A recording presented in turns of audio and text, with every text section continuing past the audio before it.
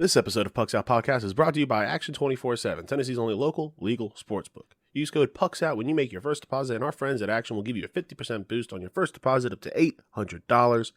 That's right, up to $400 extra, and use code PUCKSOUT. And this week, there is an amazing boost once again. Follow us and Action over on Twitter and Instagram to be kept up to date on all the amazing promos throughout the week. And did you know you can gamble with cash? Are you tired of waiting on your sportsbook? You won, but you can't get your money? No more waiting with Action 24/7. If you want to gamble with cash deposits and withdrawals, get started with Tennessee's only local sportsbook today. Check out the link in the show description to find out how. Once again, use code PUCKSOUT, that's PUCKSOUT, when you make your first deposit, and our friends at Action 24/7 will give you a 50% boost on your first deposit up to $800. What are you waiting for? Hey guys, Bobby here. Myself and Brandon are out of town on vacation. So here's a classic episode 61, trade deadline preview and Croc vs. Ape from April 8th, 2021.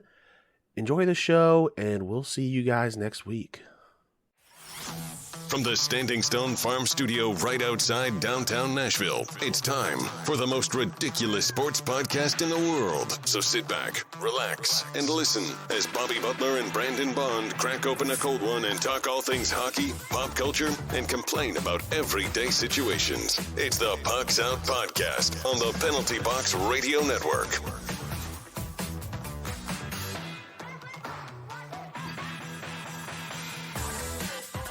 Welcome into the most ridiculous podcast in sports and pop culture. I'm Bobby. He's Brandon. Hey-o. You can find us in the three majors of social media at Pucks Out Pod. Now let's crack open a cold beer and let's get after it. See, we're watching our weight today, huh? Got some local hazy IPA. Yeah, I got it actually last week. The bottle looked dope. The can looked dope. I didn't even see what kind it was. So, but it's a dope ass. What is this? What are we, hippies? Yeah. Got us the Deadhead IPA. It's a Destill Brewery and up in Illinois. Yeah, it's not bad. Yeah, I mean, it's not horrible. I like it. No, it's very light on the hops, which is generally your hatred. You taste the hops at the front, but you don't taste as much as in the back. So it's kind of a upfront taste. All right, today we've got talking a little bit about the trade deadline. We are looking at the Canucks. We're talking about a little bit of college basketball, and our main topic of the day is greatest individual records in sports. We're giving a little consensus ranking. We got games of the week.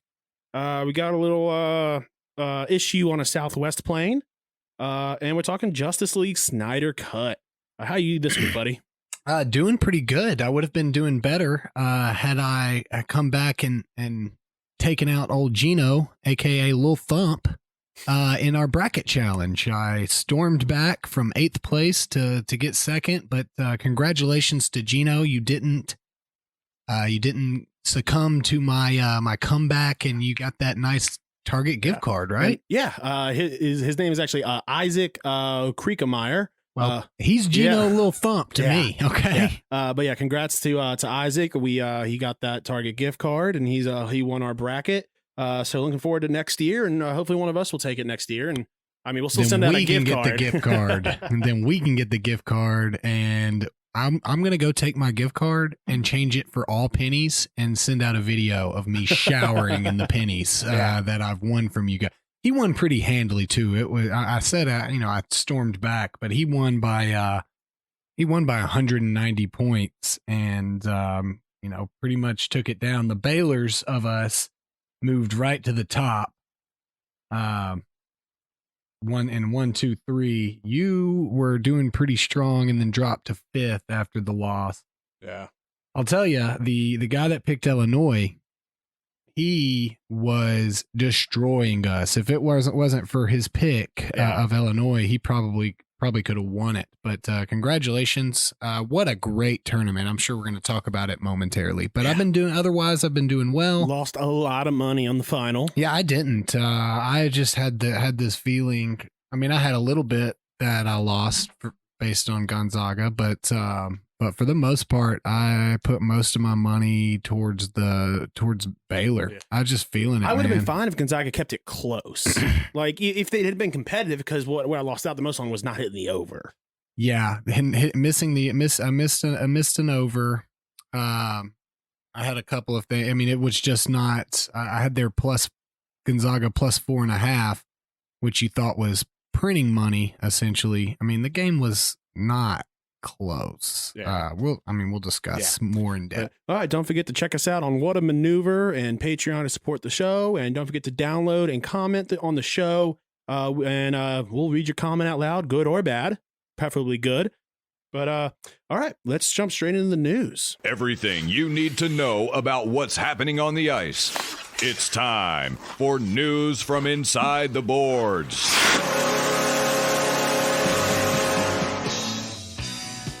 Eric Stahl, I bet he's happy to be out of Buffalo, showing it on the ice. Scores an OT winner in his first Montreal game. Man, yeah, that was a nice goal too. I mean, what a great addition for the Habnadians. They needed a little influx from a guy like that. So yeah, congratulations to him. Now they just gotta rescue the rest of the stars from the Sabres, get them out of that hostage situation. Exactly. I think they're just we're not doing an expansion draft this year. You just get Buffalo's team, figure it out.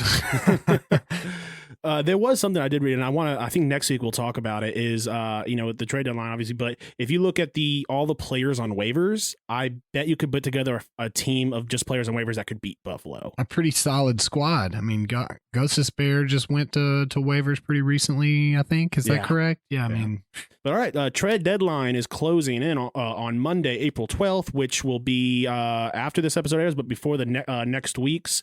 So we might talk about maybe doing like last year, I think with the NFL draft, we did like a live show on Zoom or something to talk about it. So maybe or immediately after. Yeah, immediately after we'll do a little something where we just quickly talk about it. So let's talk about little projections and where we think players are going to go.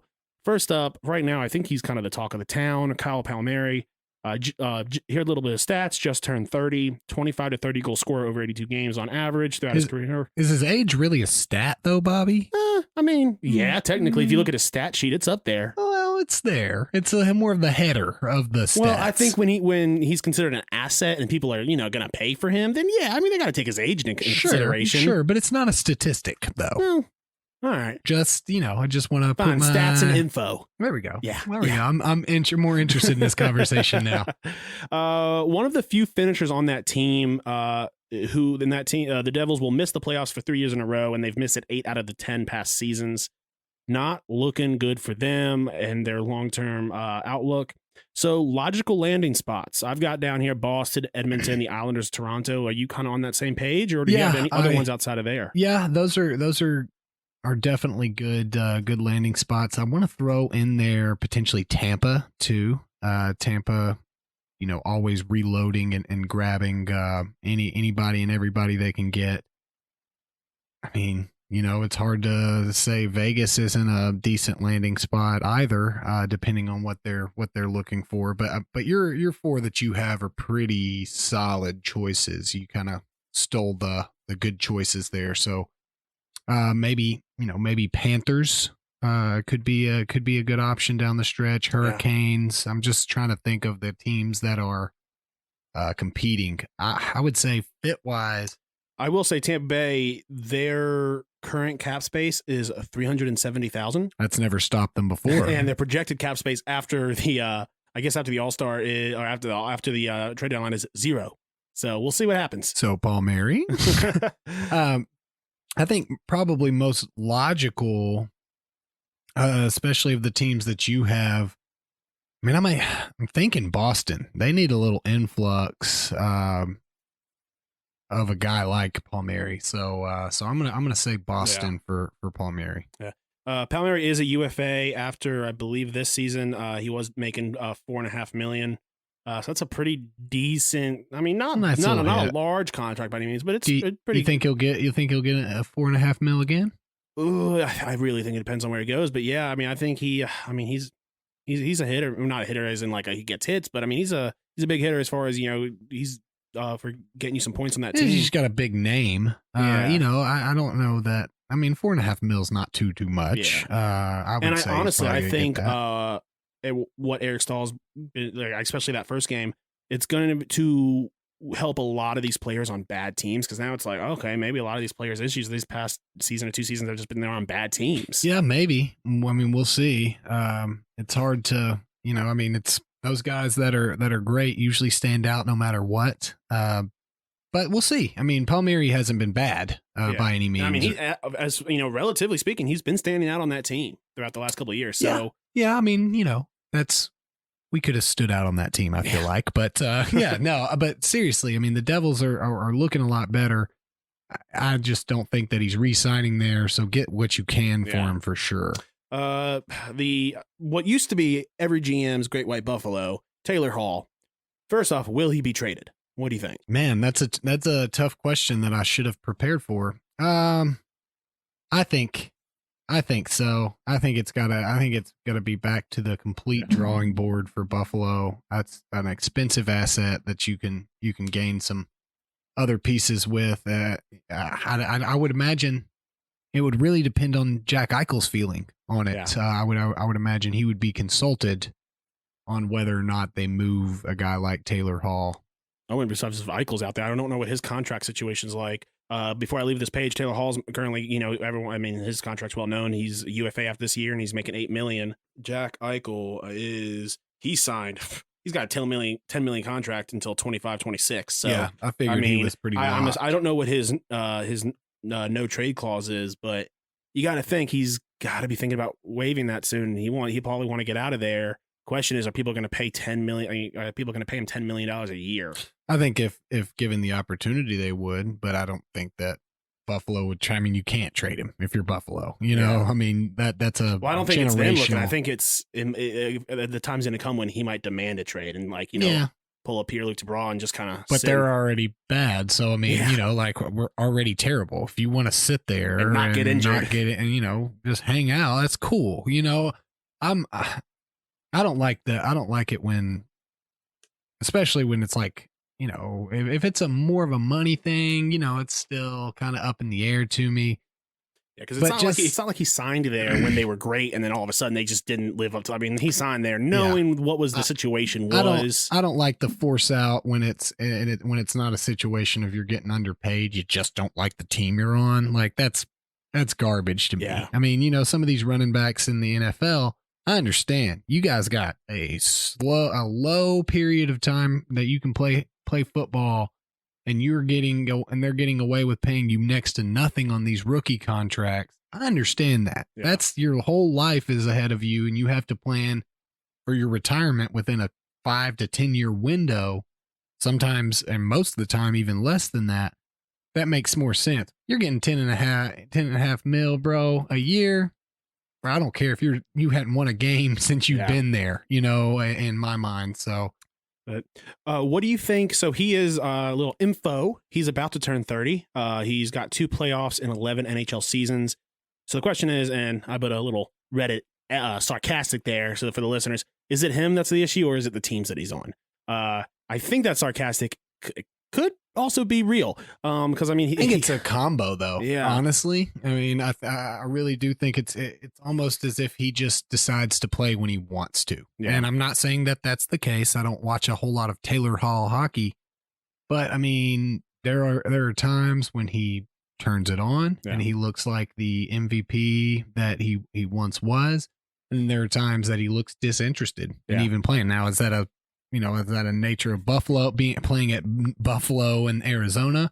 But to be fair, he signed at Buffalo, right? Yeah. It wasn't like he was traded there and just had to go play at Buffalo. You decided to sign there.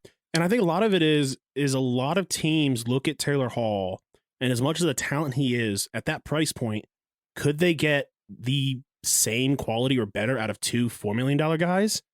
I mean, and have people who are have better chances if someone gets injured. I mean, the floor is absolutely better. I would say the ceiling would not. Be. So I would say the question is how often are you going to get that ceiling with a guy like Taylor Hall? It's been a couple of seasons since we've seen the Taylor Hall who we've seen streaks of him playing well. I mean, he played pretty well in the playoffs last season. I mean, he's got to make it to the playoffs. True. But yeah, anyway, so do you think the return for him now, if they did trade, would be like, because last time we know what he can get. he's been traded enough. He usually gets low-level prospects, a first-round pick, and a conditional pick. Do you think he gets that same return, or do you think his value is starting to go down? I think that Buffalo was silly to not get that at that point. I'm not going to let you have him. I'm going to keep my ball and go home if I'm not getting what I want out of this. I think that with him being a UFA, the question is, are they smart to do that? I mean, or it's better to get something rather than because he might just. There's a good chance he just walks next season. And then he just goes free agent. Yeah, that's absolutely true. I think it's more of the case that you're going to have 4 or 5 teams really vying to pay that price to get him in. It's almost for some of these higher ranked teams that are going to have poor draft picks. It's almost worth the risk, that player can plug in and put you over the top come playoff time. I think that teams will pay it. I agree. They definitely should get something, but I think he'll still hit that same price point. Yeah. It's a name at this point. I agree. Landing spots. Boston has almost no scoring beyond their top line. And him on a David Krejci line would be very nice. Since I've actually got to talk about that on the fantasy show later this week. New York Islanders, Anders Lee is done. And the Avs, that would be he'd be really fun to watch on the Avs. And then maybe just Carolina.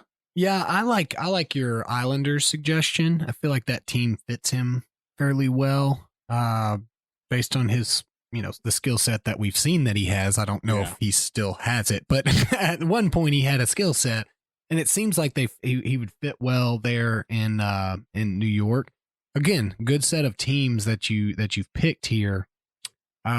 Carolina, I'm not so sure. I don't know. Yeah, I kind of put that the one at the end because that was more of a long shot. Maybe Florida, but I don't. How players have and teams have a feel. It just doesn't feel right. It just doesn't feel right to me. Now, not to say that it couldn't, and he, wouldn't go and do I feel well. Like it would look like in my head. I'm picturing him in these jerseys. Him in an Islanders jersey, I feel like is the best fit.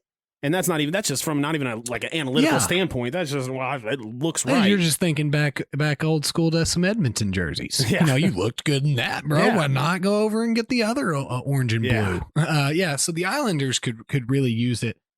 I want to throw another one out here. The Capitals, maybe, and I don't know cap wise if they're an actual option, but you got to think that he's going to be getting $8 million again soon, right? I don't see him signing for less than that. I don't know if the market will be there for $8 million. Well, okay, so the Islanders' current cap space is a little bit over $8 million.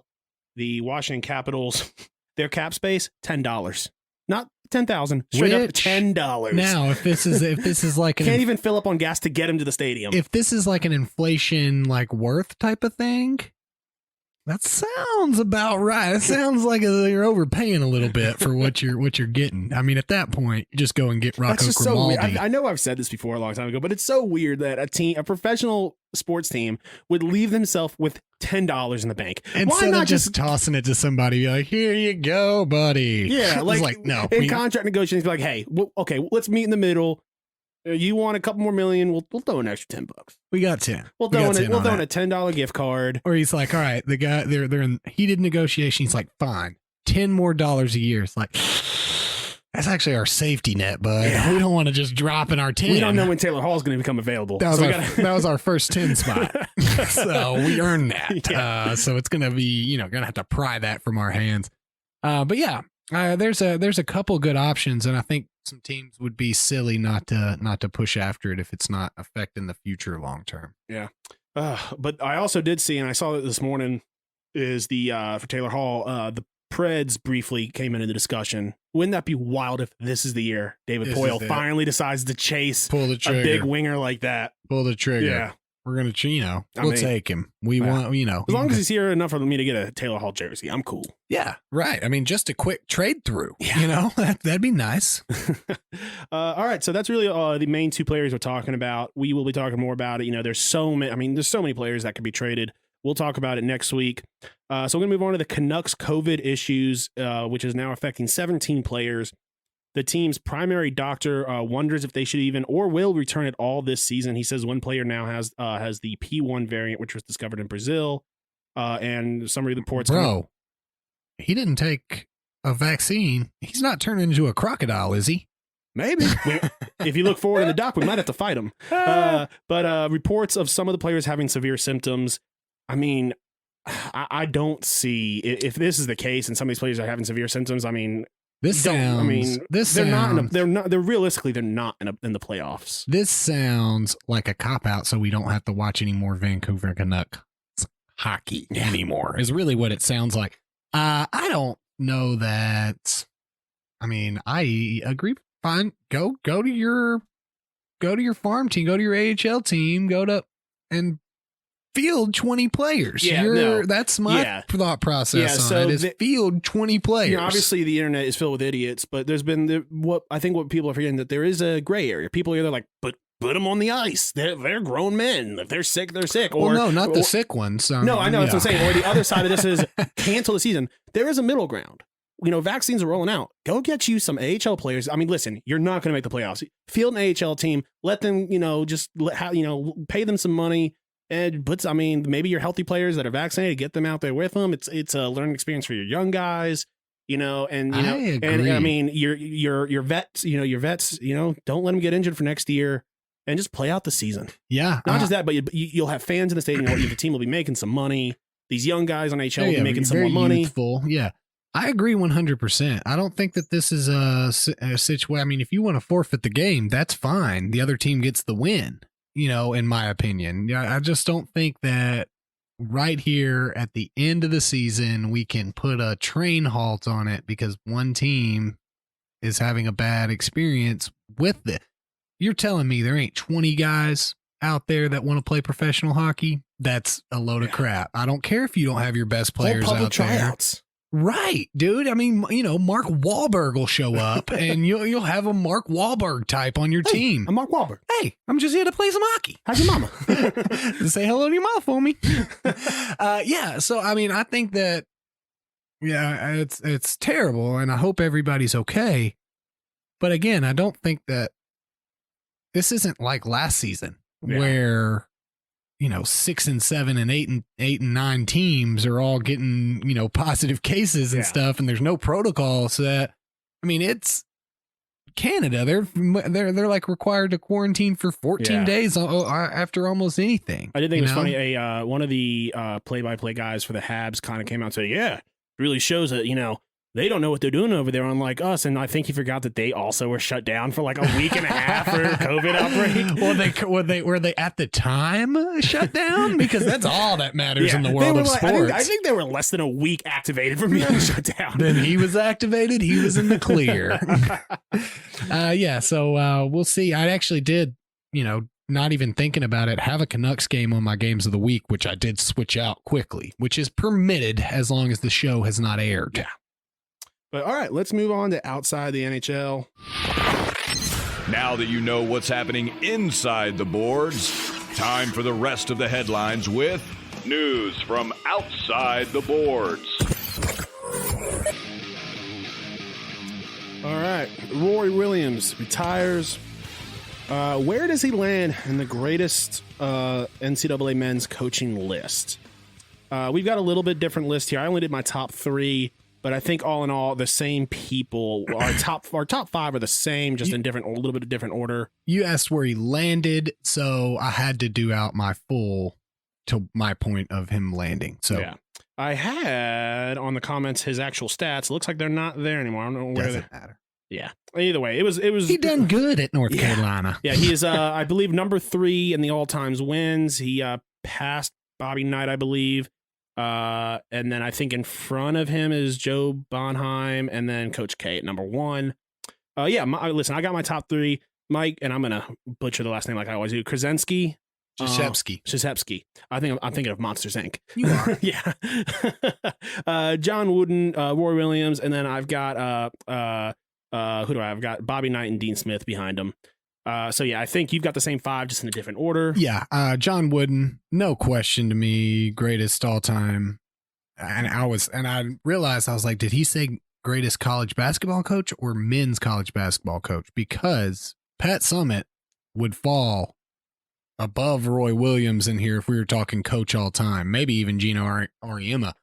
But I have John Wooden, Coach K second, Bobby Knight, dude. I got him third. Dean Smith, and then Roy Williams. I felt it was wrong to rank the Padawan above the master. But I mean, Roy Williams has been a dominant force in college basketball. I know that the ACC teams are glad to see him go.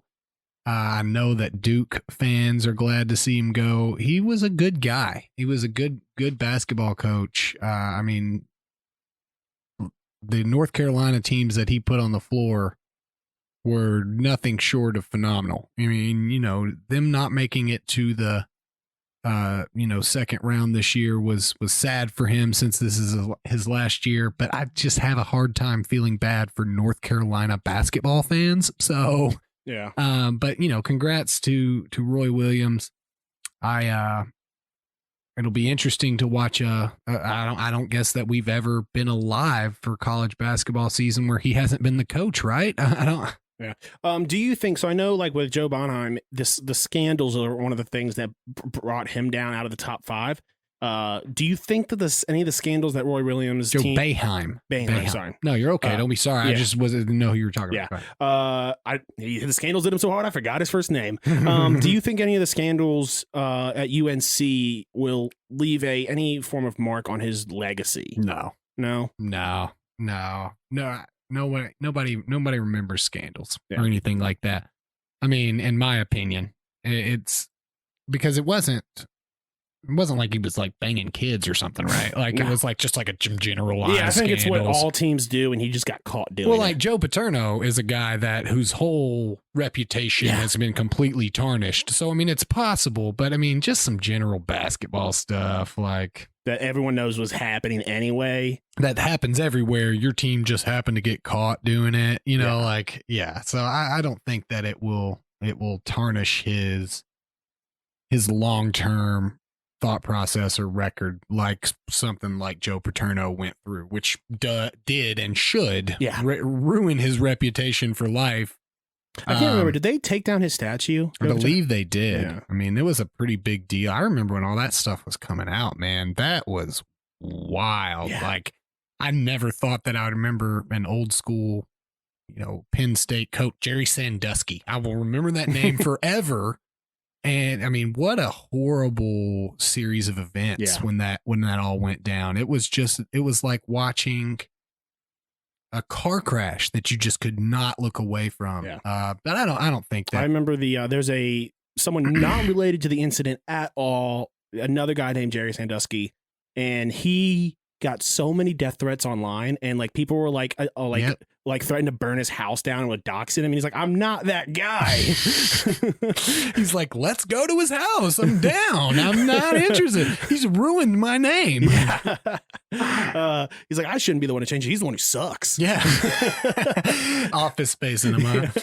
Yeah. All right. National championship. The Bears absolutely just destroy Gonzaga. I think it was a 16-point game. Ended up at a 16-point game. Yeah, and honestly, it was not as close as even that score made it look. I mean, it got up to 19. Yeah, I think at one point it was like 20 is what it was. I mean, they just anytime the Zags got any form of momentum, Bears just matched them. I think they went on 1-10-2 run. Oh, dude, right there when they had that 10-2 run where the game was looking okay.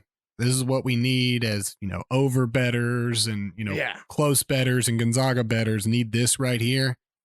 And then old boy rolled down there and put a 3 in guy's eye. Yeah, and it was at that point, it was like, okay. Yeah, it was over before the second half started in my eyes. It wasn't close enough. And they just looked, I mean, half. I know I know coaches always tell their teams leave it all on the court, but don't leave all of it on the court before the championship. Leave something in the tank. Because they looked fatigued. They looked I don't know. Baylor played amazing. They outperformed them. They looked amazing, but something about the Zags just looked like they weren't even communicating well. Some bad passes. That Baylor's couldn't rebound at all. That Baylor's team was just a team like no other they had faced. They got 3 centers and they're just so big. They're so big and strong. And they just weren't Gonzaga wasn't catching any breaks. Yeah. And so that'll hurt you in a game of runs like basketball where, yeah, you can go on an 8-0 run, but when the other team can go down 3 trips and drop a 3 in your face, it was free throws down the stretch. You know, I felt like when momentum was shifting a little bit and we got a little bit of movement, then missed free throws would happen. You just can't have it. And I think you said before the tournament ever started, when we discussed this, free throws are going to be key. And I don't know that they had such a long-term impact across the whole tournament, but it is very clear. Impact on the overbetters. But it was very clear that it had a massive impact, whether or not, you know, I don't think they missed 20 free throws that would have tied the game up. Turnovers and missed free throws were the dagger last night. Yeah. Besides the fact that I think that Gonzaga could have gone out there and played their best basketball game, and doesn't even seem like it would have been close still. I mean, honestly, you know, hindsight's 2020, but after watching that game last night, I agree. Yeah. I wouldn't have said that beforehand. And I think a lot of it is that, you know, it would have been nice to see that game on December 5th. Yeah. I wonder how different both of their seasons would have been if they'd played on December 5th, because at one point, like right before the half, you could tell the Zags players, they lost their confidence. You saw them passing out of open threes nonstop. Can I go ahead and say though that I know exactly why this happened? Why? Timmy cleaned up his beard, bro. He just had the handlebar again. Bro, he made it a thing where he started the tournament with the handlebar mustache. And then each round, he just had let it grow into the patches of the area. Well, then before the championship game, you decide to shave? No, bro. That's on his mom, because he was saying, like, his mom was openly saying, like, I wish he would shave it. Like, well, Mom, you go win a national title, bro. Like, look, it's either you shave it in between each game, or you don't change it up, man. Before the championship, because it could be something game? as simple as, you know, listen, this isn't just like, you know, superstition. Maybe he had razor burn. Well, maybe he just felt weird. Well, like, Stephanie said it was the aerodynamics. Yeah. He just didn't look like the same basketball player. And I just want to go ahead and say that the shaving, you can't be shaving. You can't just be shaving like that. That's not acceptable. And I hope his teammates are blaming him for the loss. That's just where I'm at right now. MLB season has started. Favorite to win it. I haven't really done much research as far as, you know. Your boy feeling like Pete Rose, dude, and betting on baseball, losing so much money, dude. So much money. I won. I'm actually officially now positive because I won 2 in a row. I've been taking team overs. Yeah. Okay. Yeah, okay. Which, so I mean, I did. I've been terrible so far. So I did. I had Orioles over 3.5 last night, and they had 0. So that was I did lose that. I'll tell you what, I did win a boost bet the other day where it was Rockies and Dodgers. No run scored in the first inning, so won a good little boost on that. Yeah. But other than that, no, I've been horrendous. So. Anyway, who's your favorite to win it? I haven't done. I couldn't. I mean, maybe the Dodgers. I don't know. It's baseball, Greg. Nobody does any research. I mean, you can just say one of the main teams, and it's probably going to be a close hit. I don't think the Dodgers are repeating. The Yankees, the one game that I watched and lost money on, didn't impress me. So they're completely dead to me. Man, it's a tough one this year. For sure, going back to a full season, I think that I'm going to go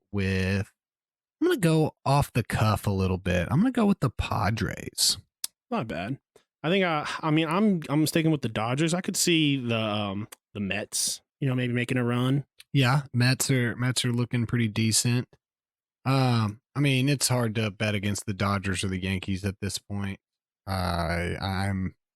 They're both the clear better team in their respective divisions.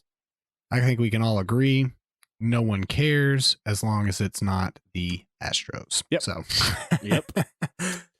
All right. Moving on our main topic of the day. We're talking greatest individual. NFL draft is 23 days away, thank bro. you. Yeah, good call. Almost forgot about that. I don't have anything to talk about. Basketball is now over, or college basketball is now over. 23 days away. Just want to keep everybody up to date. All right. Main topic of the day, greatest individual records in sports. We're going to give a consensus rating. We'll start off at number 10. So Pete Rose, 4,256 career hits. He is in my opinion, a no-brainer Hall of Famer. Dude's not a Hall of Famer, bro. Well, he should be. I agree. He should also be in the Vegas Hall of Fame. That is true. Yeah. All right, number 9. Take us into it. Sorry, I was enjoying this this Deadhead IPA. Number 9 is a multi combination. And I guess it's kind of cheating, but it's not really cheating since it's one guy, Jerry Rice. Most receptions, 1,549. Most receiving yards, 22,895. And most touchdown receptions at 197. What? That's so ridiculous, dude. Larry Fitzgerald is 171 receptions away from his record. Bro, Larry Fitzgerald's been playing football for like 16 years, dude, and is like a really good football player. And he's still, at very least, 2 to 3 seasons away if he keeps playing at his current pace. That is absurd, man. 22,000 receiving yards. That is, yeah. I mean, that's about as many beers as we drink in a year, bro. That's pretty impressive. And then 197 touchdown receptions, which I don't even think is even in the realm of anybody else's possibility. So, Jerry Rice. Number 8, Richard Petty, 200 all-time NASCAR wins. I'll be honest, I'm not a big NASCAR guy. I don't know who's behind him. Yeah, a lot of folk. I know everyone's behind him technically, but I don't know who's close or who. If I don't even know if it's realistically beatable. It is not. Not okay. It is, especially now with how more balanced the sport is. It is not close at all. The David Pearson has 105. Wow. And probably the next name you would know, Jeff Gordon, pretty big NASCAR name, 93. Yikes. And then the only current active, I mean, my boy Dale Earnhardt had 76. Jimmy Johnson went on a really good run, had 83. Kevin Harvick and Kyle Busch are still racing. Pretty dominant in the sport. 58 and 57. Yeah. It's not happening, man. It is so ridiculously far ahead. It is almost the difference of him to other racers as another guy we're going to talk about to his peers. Yeah. So, and besides the fact, dope hat, dope facial hair, bro. You can't even deny the hat and the facial hair. I think it's number 7. Is that me? Yeah. Ah, dang it. I thought it was you. So Walter Johnson, 110. He's a baseball player, for those of you that don't know. 110 career shutouts over a 21-year career. That is a lot of baseball shutouts, man. I'm just blown away by that. He fell a little lower on our list because I looked at when he played baseball. And he played for the Washington Senators from 1907 to 1927.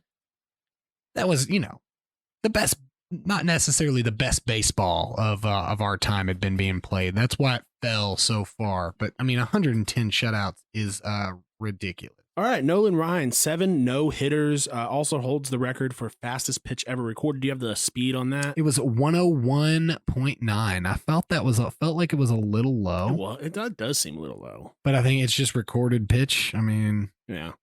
But yeah, so I mean, that's wild. Like, I guess I'm not such a big. I was like 7. That doesn't seem like a lot, but after thinking about it, yeah, I think some pitchers maybe get like 1 or 2 maybe in their entire career. It's like a huge deal. Yeah. To ever have done it at all. So I mean, Sandy Koufax is the next closest, I believe, at 4. Yeah. 7 no-hitters, that's pretty impressive. It is a tough feat. I wonder who has the most perfect games all time. There's only ever been 23 official perfect games ever that have ever done it, which is pretty impressive. All right, so take us into number 5. Number 5. We have Jack Nicklaus, 18 golf majors. Tiger is sitting at 16. Unfortunately, we don't know if he'll ever hit that, based off of his recent car accident. Yeah. And which is sad. I mean, we're talking about, there was no question in our minds growing up, at least not in mine. Tiger wasn't only going to beat that major record, he was going to blow through it. Yeah. And then 2008 happened, and Tiger went on the downslide. He's since won a major. You hope he can come back from this kind of stuff. But I mean, 18 majors is a vastly high number. Golf is one of the hardest sports there is. And so to win 18 majors is an impressive feat. Yeah. All right. Number 4, Joe DiMaggio, 56-game hit streak. Closest to him since he broke the record was Pete Rose with 44 games in 1978. That's pretty wild. Yeah. I mean, 56 games in a row. We were talking about it. I mean, we've, not touted baseball on this podcast as much, but we have talked about the difficulty it is to do baseball things. Yeah. Hitting, I mean, we're talking about the best guy in your league is usually about 33% successful. So to do it 56 games in a row is so absolutely absurd. I don't know that record will ever be broken with modern day pitching. Yeah, no, not until they, allow steroids. But at that point, the metal pitchers, bats. The pitchers will also be using steroids too. Metal bats. Yeah.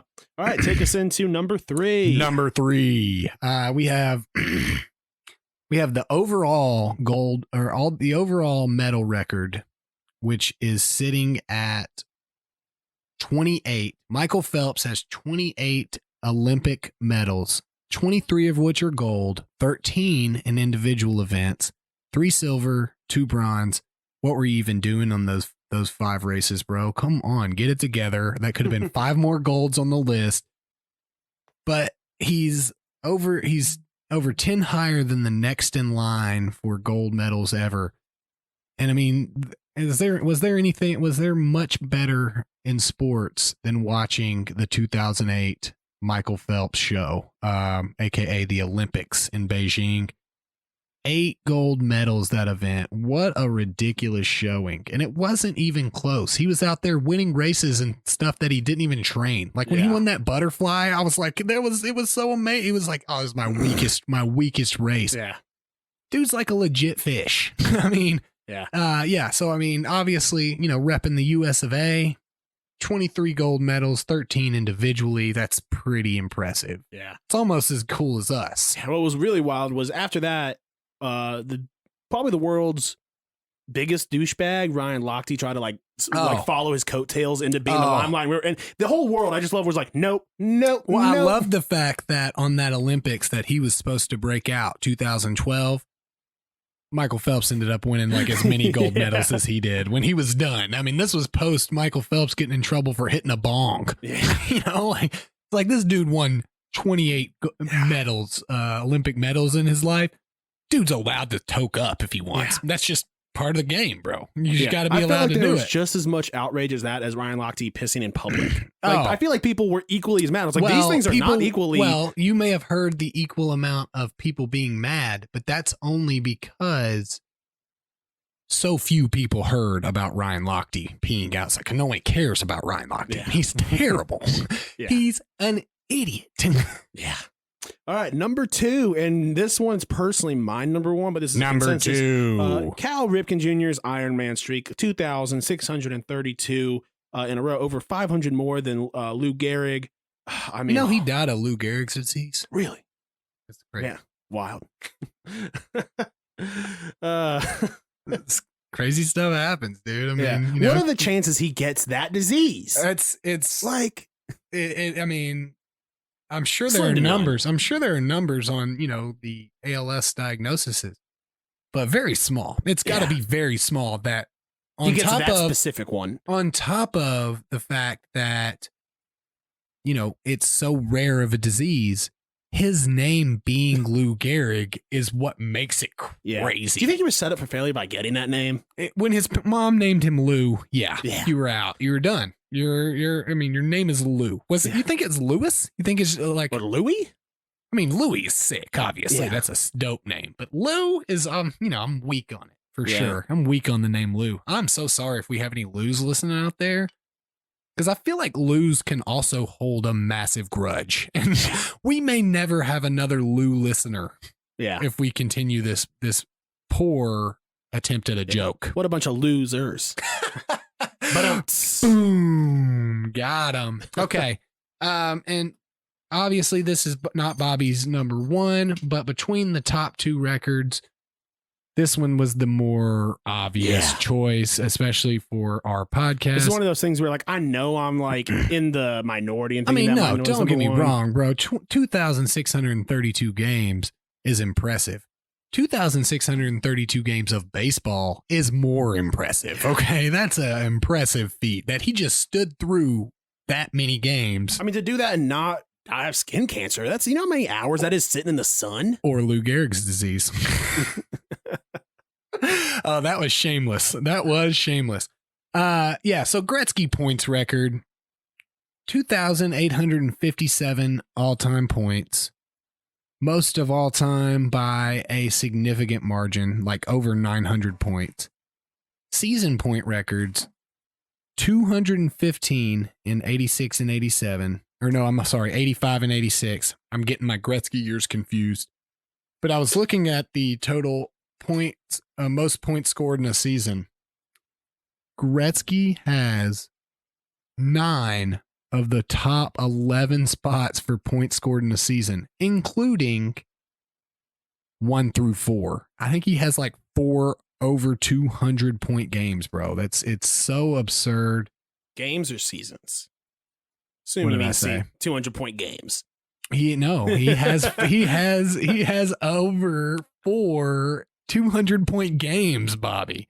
A couple of them, I think, came against the Preds. Yeah. So That reminds me. So at our game on Saturday, we were betting on German basketball, and one of the teams was Bayern Munich. Well, I guess because I was looking up the scores today, all it told me was Bayern Munich puts up 49, and I'm thinking, boom! I'm thinking soccer. you're talking big time. And I'm like, man. holy crap, 49 goals. That's a lot of goals. On our at our game on Saturday, we did spend an inordinate amount of time in between the second and third period watching my phone for the German Basketball League update, which I did end up winning. Yeah. You know, $6 to win 48. You take it every day.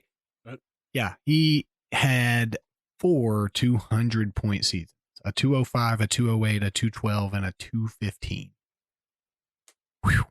That's phenomenal. He's the only player to ever have a 200 point season. So that's I'd say that's fairly impressive. Yeah, just a little bit. Games of the week. Bobby and Brandon do the work, so you don't have to. The best from around the NHL and what to watch.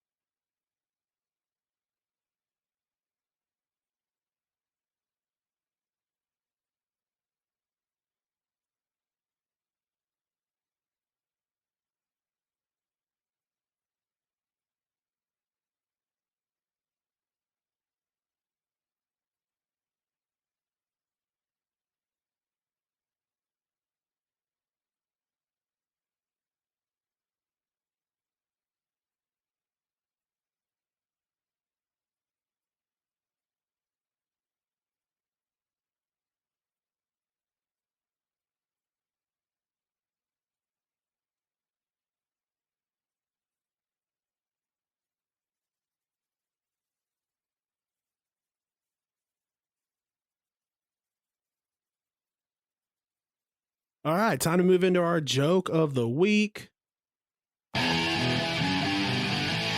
The weird. Corey Perry. Yeah, I don't like that. Wild. I think the first read was a good one. Now I'm overthinking it. Outlandish. Each sixth chick sat on a stick. Little tongue twister. And downright dumb. Kidding me. It's time for the joke of the week. Ooh, this one is nice. Reading through it, the wheels of justice turn extremely slowly. Yeah. This is you. This is all you. Sorry, No, you're good. Federal authorities have charged a former Southwest Airlines pilot with indecent exposure for an incident they say occurred during a flight last August. Mike Hawk was the pilot in command of the plane during a flight from Philadelphia to Orlando, Florida, according to a one-page filing in federal district court in Maryland. According to the document, which was dated on Friday, Hawk exposed his genitals in acts that began, continued, and ended while Flight 6607 on August 10th was in the air. Did not indicate the document did not indicate the circumstances and who might have witnessed the incident. Yes, I'm Captain Michael Hawk. Would you like to see my name? Like this, I feel like what happened was this was actually a porn star who thought he was thrown up to a role as a pilot. How do you get an indecent exposure as a pilot? Like, my understanding of the pilot game is like you can pretty much pipe down whoever you want whenever you want to. So like usually aren't chicks just asking you to whip out your dongo? Like, like I just don't get how. Who's this? Do you think he changed his name to that because he wanted to be a pilot? Oh, no question. Or do you think because specifically he wanted to pull his dong out as a pilot? I think that there's a twofold answer. I think that all of the above. When this dude was becoming a pilot, little Steve Jimerson, he's like, I'm going to be Mike Hawk. I want to be a pilot, and I want to whip my dong out on the way to Baltimore. That was this kid's dream, dude. Do you think that pilots kind of have like a like how it is with SAG, where you can't have the same name, so he couldn't go with HAWK, he had to go with HAAK? Yeah, I'm Mike Hawk. He's just a Philly boy. He's like, hey, I'm Mike Hack. My goodness. But see, my favorite part is how this happened in August. We're just now getting any information on a filing of any type of incident. We are well far out. Can you imagine just like 6 months down the line, somebody rolls up and was like, hey, you remember that time you showed your dong on that plane? Well, apparently Southwest found out because he quit. He left the airlines, and then Southwest found out about it. And, they're thinking that's too late, bro. They're like, okay. Oh, wow. Mr. Cock, you have a large penis. I'm so sorry. We have to arrest you because that's a weapon of mass destruction that you've carried on a plane there. I mean, he has to have a nice penis, right? Like you don't just whip out. I mean, I guess people that whip out their penis willy-nilly don't necessarily have the nicest of penises. But I mean, dude's a pilot. I mean, he's gotta be hanging trow, dude, right? I mean, if it took from now and it happened on August, that means there's a lot of folks that saw that dong that did not say anything. They were not see something, say something. They said that was nice. That was a good little trip to where were they going, to Orlando? I think they're going to Orlando. Yeah, Philly to Orlando. First of all, how do you even arrest somebody for indecent exposure? They're going to either from and to those two places. Philly to Orlando airspace should be totally clear to whip out your Johnson. Yeah, that's all I'm saying. That was like the least bad thing that happened in either of those two places during that time frame. What do you think is dirtier, that flight or the weekly, or maybe even the Sunday night flight from Vegas to LA?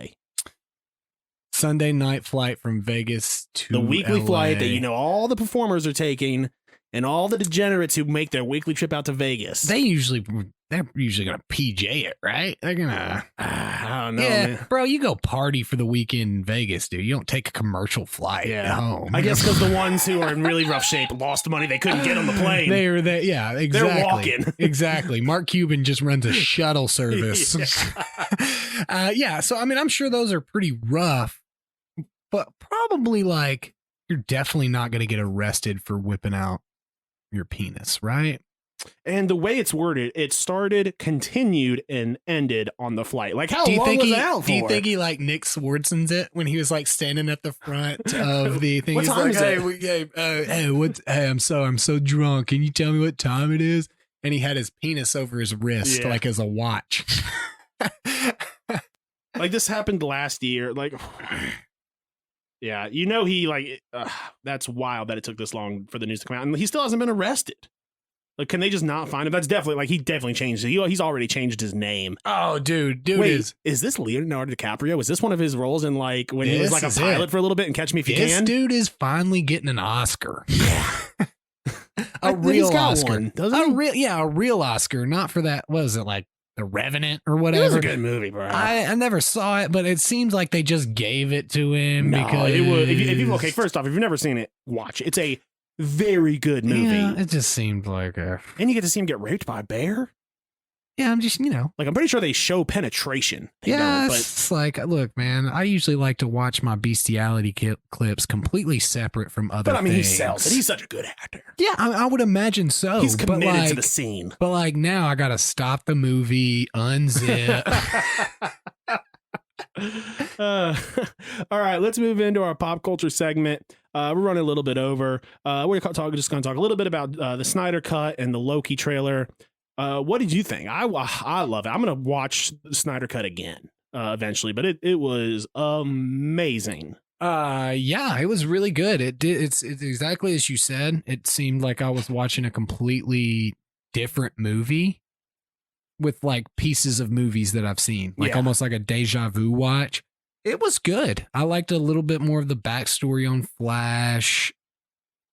It was still Justice League to me. It was pretty Batman and Superman heavy, which Yeah. I'm not a huge guy on. It was good though. It was a very long 4-hour movie. I would say worth it if you're Yeah. interested in that kind of stuff for I sure. want more movies that length. And I need more. I wonder how many other movies that were just so bad. Did It would you- be better with like the director's cut. Did you hear that Like Peter Jackson is releasing the director's cut of Lord of the Rings? Going to be like 8 days. But I think more movies that are just known as bad should just like for example, you ever see the movie Hot Rod? Do Hot Rod the director's cut? Okay. I'll be honest, I've never seen it, but I assume it's not great. It is amazing, dude. It is so funny. Now, this is me as a younger kid watching this, so I don't know how much it carries on. Dude, Andy Samberg and dude, that movie slaps, dude. I love that movie so much. I might actually have to watch it because I didn't know. dude, I guess in my watch head, it. I didn't realize Andy Samberg. I thought it was Michael Cera was the main role. No, Okay. Andy Samberg, Bill Hader is in there. Hader, yeah. Hader. I'm sorry. Why did I say Heater? I'm thinking of Napoleon Dynamite. I guess. Who else? Kenny Powers. Always forget his name. He's just Kenny Powers to me. Yeah, Kenny Powers is in it. Danny McBride. Yeah. He's in it. I mean, it's a funny movie. Now, again, I say this I loved it so much in like late high school. I can't guarantee that it's still great, but it was great. But yeah, I agree. Just bad movie. I mean, we've been talking up trying to get a season 8 redo of Game of Thrones. I'd be interested in getting that re-skewed. I mean, there's probably lots of stuff that we could talk about being redone that would be better. The Last Jedi. I wouldn't hate again, the movie The Last Jedi in itself, just standalone, isn't a bad movie, but just in a set of 9, it's not great to me. It doesn't fit in well. Get another shot at that, maybe. Yeah. You got maybe all the Matrix movies, pretty much as a general rule. I just remake those by, not making them. Yeah. I liked him. Yeah, you loved them. All right, let's move into the Loki trailer. It looked amazing. Yeah, it looked okay to me. It was. And when I say amazing, I overspeak a little bit. You're just excited Yeah, because just it's more excited Marvel. because it's Loki. I am also very excited about it. The trailer has left a lot to be imagined. I will say that I didn't have my when I watched it, it was on my main TV, and I didn't have my glasses on. I was like, Man, Pedro Pascal sounds a lot like Owen Wilson. Wow. And I was like, why does he sound like Owen Wilson? And I watched it with my glasses. And I was like, oh, good, it's Owen Wilson. Because it's Owen Wilson. Yeah, I'm looking forward to it for sure. I mean, it's hard to go wrong with if it's Tom Hiddleston. Yeah. Yeah. I mean, it's hard to go wrong with him. He plays Loki so well. I don't know. I mean, at least maybe as far as the trailer goes, I don't know if I'm sold on the premise. Yeah, that's why I'm thinking, like, listen, I don't want it to turn into like a Suicide Squad. I'm hoping we gotta fix time. I'm hoping that in the first I'm hoping that's like a super, like, even I hope that Loki's like, yeah, this is dumb. I'm just gonna be Loki real quick. And because what I do hope is that he's the trickster god. I hope that they don't like always have an upper hand on him and like they're fooling him. I hope really early on he's like, you don't fuck with Loki, and he turns the tables on them real quick. Yeah, I was just like a little confused because he's supposed to be helping fix time and everything, but like, why would he want to do that? But like the sorcerers, like, isn't their job to like keep reality on point? I think like, they keep reality, and there's like those guys kind of help keep time. Like they have the ability. I don't know. Listen, we'll find out. I'm assuming. All right, we're running a little bit low on time, so let's jump right into our question from the internet. Pretty simple question. Fight a croc, or hold on. Croc. Fight a croc or fight a gorilla? To me, this is an easy one, right? Yeah. People online were split. You know, there is video. Wow. There was video evidence of humans beating crocs. Show me a video of a human beating a gorilla. Literally, in order for that crocodile to bite you, it has to close its eyes. And they cannot bite upward. They don't have the bite strength upward. You get their mouth closed, bro. Cover up their eyes. If you mess up and get caught by one, they definitely you're done. Oh, well, see, but yeah. As opposed to getting caught by the gorilla that you're fighting, and then you're gonna be Gucci. You're gonna be no problem when the gorilla captures you. I mean, listen, it's still a problem. He might be like, I'm not gonna kill you, but you're putting this diaper on. You're my bitch now, bro. Like, look, getting your leg rolled off on a death roll from a crocodile seems like, dare I say, bananas compared to getting captured by a large-scale ape or even a chimpanzee for any type of this one's no question. You zigzag from the crocs, you got monkeys we have like if it was in the water, I mean, obviously the crocodile has the advantage. We sort of have the advantage on land against a crocodile. Not super, but a little bit. There's not a point in Earth where we have the advantage over an ape or a chimpanzee. Maybe for that skydiving? matter. No, I would say no, absolutely not. They're aerodynamic and they're going to float across the sky to you and murder you midair. I don't think that there's any aspect of anything that Now, I want to be clear. Chances are you and I, we might not survive either one of those fights. Oh, the croc is killing me. You've asked me for a preference here. Yeah, it's more about which way. So I almost think that the gorilla might be the quicker death. Oh, sure. If we're talking speed, like just a straight up, like just knock me out. We're here for the content and the views, though. So I would imagine we're filming us fight these animals, and so like I feel like we're gonna get a much more entertaining video. We might just have to from nose the goes it, crocodile. and since Davey's not here, he might get the one who has to film it, or he might have to be the one who does it, and we film it. That's true. We'll just, hey, Davey, you got to now fight a crocodile and a gorilla. Yeah. So don't mess up on the first one because we need both. Yeah, exactly. We need you to stay alive. We're gonna let you face the croc first. Yeah, because we need you to be alive to die to the gorilla. Yeah. All right. Let's move into what's snapping your stick. Bobby and Brandon are about to find out exactly what snaps their sticks.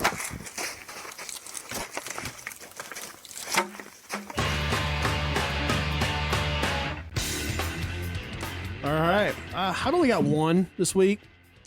Me too. And that is, I kind of understand when they do this with an injury, but when there's a big foul or a controversial call and the camera crew, like they start showing the replay and you think they're going to show it, but then they just stop right before the part you need to see. And it's like, why, dude? Like I get when it's like a fight and like whatever, the network's like, I don't. No, like I hate it. And the network's like, oh, let's not glorify this.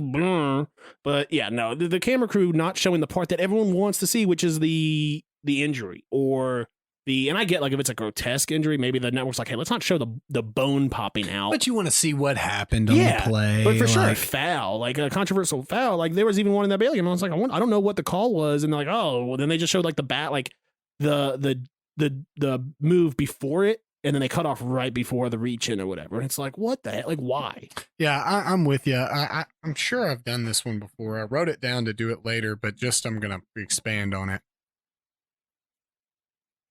When they invented TVs and sports, I'm pretty sure it was pretty immediate. They found the right angle to show me the sports, okay? Right in the middle, going back and forth so I can watch the whole field.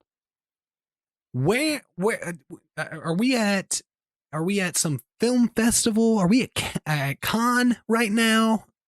Why are they giving me these weird angles of the basketball game? Like it is fun to watch up from the third level, angled down backwards where you can't see anything. I think some new angles, for example, when sometimes during hockey feeds, you'll see like a feed that's almost looks like it's above and behind the goalie. And I kind of enjoy that. It has to be selective. Let me tell you, there is one huge difference in hockey and basketball is that hockey has large walls all the way around and they're playing with a small black puck on the ground. So I can understand the changing. There is at no point that the 3/4 court backwards angle from a basketball game is necessary. You can see everything from the side angle. It just wears. One me thing out. I will say is I love the standard basketball camera angle, except for when you play basketball games. I don't like it in that. I like it behind you gotta the offense. You gotta be third person Yeah, from behind. yeah. Yeah, but again, if you're watching both teams, it's more enjoyable experience for sure. For sure. Mine is a twofold. It is technically only one, but it is something that fits in to both worlds so good. The overzealous security guard. Again, sports and non-sports. They're over at the Tavern 96 entrance. They got some super cop over there now. I actually complained about him on the official complaint form. Good. He is horrendous. After that game, they sent me like a form like, hey, how was your experience? And I was like, hey, this is the issue we had. Yeah. I mean, look, we've done the same thing every time. Like, look, I am not saying don't do your job, but you don't have to be Rambo while doing it. Yeah. Okay. I'm just coming in to try to watch a hockey game. There's like 17 of us here. Okay. You're going to be all right. Sir. You got to step this way, man. Maybe be more clear before I start stepping one way,? And so, yeah, that guy's been irking me. But then, just in general, the security guard that you go somewhere and he just wants to control everything that is going on. Nobody can do anything under the nose of, Paul Blart over here. So yeah, just the overzealous security guard snaps my stick. Sports, non-sports. Again, I want to be clear. I'm not saying don't do your job. I'm just saying don't take it too seriously, bro. It ain't that big of a thing. All right, guys. That about wraps up this week's show. Stay tuned for the fantasy show later this week. Remember to download and comment. We will see you guys next week. Peace.